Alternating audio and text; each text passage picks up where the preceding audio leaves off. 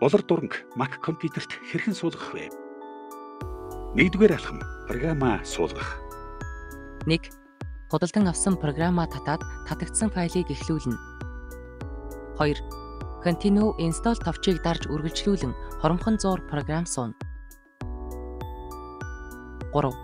Амжилттай суулгасны дараа меню бар хэсэгт болор дурангийн лого харагдах ба Close дарж суулгацыг өндөрлүүлнэ. 2-р алхам алдаа шалгуураа тохируулах. 1. Үйлдлийн системийнхээ систем settings-ээс keyboard-ыг сонгон орно. 2. Text input-ийн input source-ийн ардах edit товч дээр дарна. 3. Гарч ирсэн цонхонд харагдах спеллингийн харалдаа байрлах товч дээр дарахад гарч ирж буй сонголтуудаас Монгол болор дуран гэснийг сонгоод дон дарна. Сүүлийн 3-р алхам лицензээ оруулаад ашиглаж эхлэх. 1. Болор дуран программа меню бараасаа нээн. 2.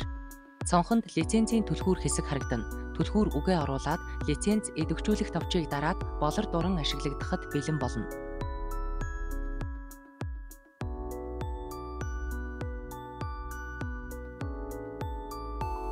Ийхүү таны компьютерт Mac үйлдлийн системийн стандарт програмуудад ажиллах болор дуран алдаа шалгуур суулаа. Танд амжилт хүсье.